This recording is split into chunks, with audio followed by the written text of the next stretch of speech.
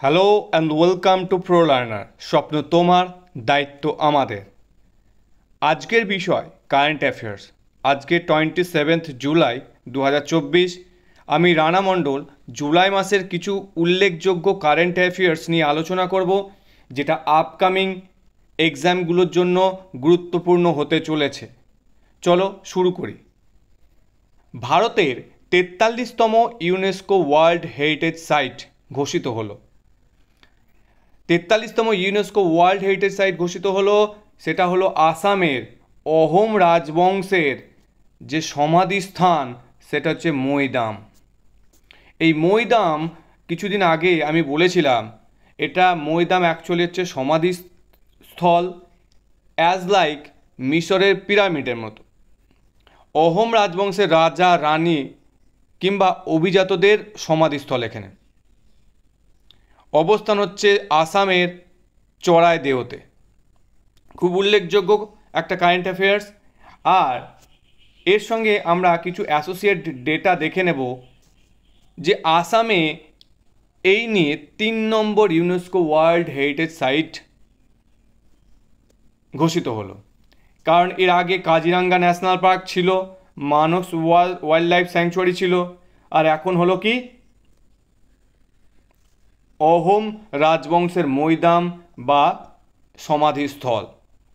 তবে এইখানে একটা উল্লেখযোগ্য বিষয়, কাজিরাঙ্গা ন্যাশনাল পার্ক এবং মানস ওয়াইল্ড লাইফ স্যাংচুয়ারি এটা ন্যাচারাল ক্যাটাগরিতে, কিন্তু এই মৈদাম যেটা আসামের অহোম রাজবংশের রাজা রানীদের সমাধিস্থল, সেটা সাংস্কৃতিক বিভাগে ইউনেস্কো ওয়ার্ল্ড হেরিটেজ সাইট ঘোষিত হয়েছে।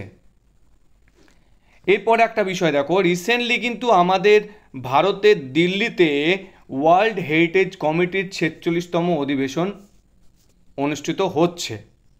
ওকে, আচ্ছা, এর সঙ্গে আর একটা বিষয় দেখতে হবে, 42তম ইউনেস্কো ওয়ার্ল্ড হেরিটেজ সাইট ভারতের কি? এটা হচ্ছে হইসলা মন্দির। এই 42তম ইউনেস্কো ওয়ার্ল্ড হেরিটেজ সাইট হচ্ছে হইসলা মন্দির, যেটা কর্ণাটকে অবস্থিত। 2023 সালে এই হইসলা মন্দির ইউনেস্কো ওয়ার্ল্ড হেরিটেজ সাইটের তকমা পেয়েছে, 42তম UNESCO world heritage site of India. আচ্ছা, আজকে একটা নতুন ইন্টারেস্টিং টপিক শুরু করছি, জিকে অফ দ্য ডে। আমি কারেন্ট অ্যাফেয়ার্স রিলেটেড কিছু জিকে আমি তোমাদের দেব, তোমাদের কাজ হিসেবে দেব। এটা তোমাদের অ্যান্সার, আমাদের যে অ্যান্সার বক্স আছে ইউটিউবের, যে অ্যান্সার বক্স রয়েছে ভিডিও শেষে, সেই অ্যান্সার বক্সে তোমাদের অ্যান্সার লিখতে হবে। তাছাড়াও সঠিক অ্যান্সার জানার জন্য আগামীকাল সকাল 8টার সময় অ্যান্সারগুলো আমি আমাদের যে প্রো লার্নারের হোয়াটসঅ্যাপ গ্রুপ আছে এবং প্রো লার্নারের ফেসবুক গ্রুপ আছে, সেই গ্রুপে আমি পোস্ট করব। যদি তুমি এই অ্যান্সারগুলো সঠিক জানতে চাও, তাহলে অবশ্যই প্রো লার্নারের হোয়াটসঅ্যাপ গ্রুপ এবং প্রো লার্নারের ফেসবুক গ্রুপে যুক্ত হও, যেটা আমি ভিডিওর ডেসক্রিপশন বক্সে দিয়ে দেব।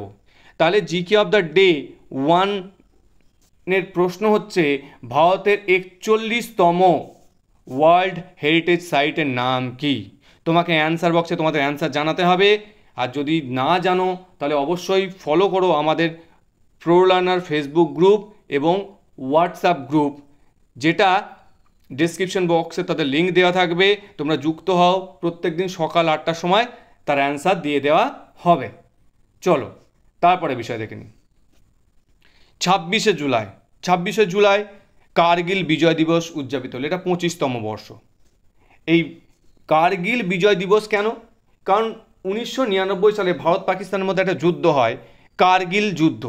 এই যুদ্ধ ভারত পাকিস্তানের মধ্যে হয় এবং ভারতের এই বিজয়কে স্মরণীয় করতে, কার্গিল যুদ্ধে ভারতের যে বিজয়, সেটাকে স্মরণীয় করতে আমরা 26শে জুলাই কী করছি? কার্গিল বিজয় দিবস পালন করছি। এছাড়াও এবছর ভারতের যে পোস্টাল ডিপার্টমেন্ট অফ পোস্ট, ডাক বিভাগ, কার্গিল বিজয় দিবসের 25তম বার্ষিকী উপলক্ষে একটি স্মারক স্ট্যাম্প প্রকাশ করেছে। এটাও জানতে হবে, পরীক্ষায় আসার মতো প্রশ্ন। এবং কার্গিল যুদ্ধ সম্পর্কে আমরা জেনে নেব। এটা 1999 সালে এই কার্গিলের যুদ্ধ হয় বিটুইন ইন্ডিয়া অ্যান্ড পাকিস্তান। এই কার্গিলের যুদ্ধ হয়েছিল লাদাখের কার্গিল জেলা, তবে সেই সময় এই কার্গিল জেলাটা জম্মু কাশ্মীর রাজ্যের অংশ ছিল। এই কার্গিল জেলা এবং লাইন অফ কন্ট্রোলে এই যুদ্ধটা হয় এবং ভারত সেখানে বিজয়ী হয়। জিকে অফ দ্য ডে 2 এর কোশ্চেন, 1999 সালে ইন্ডিয়ান আর্মি অপারেশন বিজয় লঞ্চ করেছিল কী কারণে? যদি উত্তর জানা থাকে অবশ্যই অ্যান্সার বক্সে তোমাদের উত্তর পোস্ট করো। আদারওয়াইজ আমাদের যে প্রো লার্নারের হোয়াটসঅ্যাপ গ্রুপ এবং ফেসবুক গ্রুপ আছে তার লিঙ্ক আমি ডেসক্রিপশন বক্সে দিয়ে দেবো, সেখান থেকে তোমরা অ্যান্সার প্রত্যেকদিন সকাল 8টার সময় পেয়ে যাবে। চলো নেক্সট বিষয় দেখে নিই। নীতি আয়োগ, নীতি আয়োগ এর যে নবম পরিচালনা পরিষদের সভা দিল্লিতে অনুষ্ঠিত হচ্ছে। এই বছরের থিম, নীতি আয়োগের এবছরের থিম হচ্ছে কি বিকশিত ভারত 2047। এর উদ্দেশ্য কি? ভারতকে একটা উন্নত বা ডেভেলপ দেশে পরিণত করা। সভাপতি হচ্ছে কে এই সভার? এটা হচ্ছে ভারতের মাননীয় প্রধানমন্ত্রী নরেন্দ্র মোদী। আচ্ছা নেক্সট বিষয় দেখো, ভারতের প্রথম ইন্টিগ্রেটেড এগ্রি এক্সপোর্ট ফেসিলিটি, ভারতের প্রথম ইন্টিগ্রেটেড এগ্রি এক্সপোর্ট ফেসিলিটি তৈরি হচ্ছে কোথায়? মুম্বাইতে। মুম্বাইয়ের জওহরলাল নেহরু পোর্ট ট্রাস্ট অথরিটিতে তৈরি হচ্ছে ভারতের প্রথম integrated agri export facility. Very good প্রশ্ন এটা। আর ভারতের বর্তমান কেন্দ্রীয় বন্দর, নৌ পরিবহন এবং জলপথ মন্ত্রী হচ্ছেন কে? শ্রী সর্বানন্দ সোনোয়াল। নেক্সট বিষয় দেখো, নীতি আয়োগ। নীতি আয়োগ আমরা জানি নীতি আয়োগ 2015 সালে 1 জানুয়ারি প্রতিষ্ঠিত হয় প্ল্যানিং কমিশনের পরিবর্তে। এর নীতি আয়োগের চেয়ারম্যান বর্তমান হচ্ছে মাননীয় প্রধানমন্ত্রী নরেন্দ্র মোদী, ভাইস চেয়ারম্যান সুমন বেরি এবং সিইও অর্থাৎ চিফ এক্সিকিউটিভ অফিসার হচ্ছে VVR সুব্রমণিয়াম। ওকে নেক্সট বিষয় দেখো, সার্চ জিপিটি। সার্চ জিপিটি একটা রেভলিউশনারি একটা ঘটনা। এটা একটা সার্চ ইঞ্জিন, যেমন গুগল একটা সার্চ ইঞ্জিন সেরকম সার্চ জিপিটিও একটা সার্চ ইঞ্জিন। ওপেন এআই যে কোম্পানি, এআই বেসড একটা কোম্পানি এই সার্চ ইঞ্জিনটা তৈরি করেছে। এটা বলা হচ্ছে গুগলকে বিরাট চ্যালেঞ্জের মুখে ফেলতে চলেছে সার্চ জিপিটি। ওকে নেক্সট দেখো আমি দিয়েছি জিকে অফ দ্য ডে 3, বলছে চ্যাট জিপিটি তৈরি করেছে কোন সংস্থা? এটা তোমাদের প্রশ্ন থাকলো। তোমরা যদি অ্যান্সার জানো অ্যান্সার বক্সে অ্যান্সার দাও, অথবা আমাদের ফেসবুক গ্রুপ এবং হোয়াটসঅ্যাপ গ্রুপের লিঙ্ক আমি ডেসক্রিপশন বক্সে দিয়ে দেবো, তোমরা ওটাকে ফলো করো। প্রত্যেকদিন সকাল 8টার সময় জিকে অফ দ্য ডের অ্যান্সার তোমরা পেয়ে যাবে উইথ ডেসক্রিপশন। ডেফিনেটলি খুব ভালো হবে তোমাদের প্রস্তুতি পরীক্ষার। আচ্ছা নেক্সট বিষয় দেখো, নতুন লিথিয়াম খনির আবিষ্কার। কিছুদিন আগে একটা লিথিয়াম খনির আবিষ্কার হয়েছিল জম্মু কাশ্মীরে, তাই না? এবার আবার একটা নতুন লিথিয়াম খনি পাওয়া গেছে। লিথিয়াম কেন ইম্পর্টেন্ট? লিথিয়াম ইম্পর্টেন্ট যেন আজকে যে ইলেকট্রনিক্স যে শিল্প সেখানে এই লিথিয়ামের প্রয়োজন খুব বেশি হয়ে দাঁড়িয়েছে। প্রাপ্তিস্থান হচ্ছে কি? কর্ণাটকের মান্ডা এবং ইয়াদগিরি জেলা। আনুমানিক লিথিয়ামের পরিমাণ হচ্ছে 1600 টন। Atomic mineral director for exploration and research এটাকে আবিষ্কার করেছে।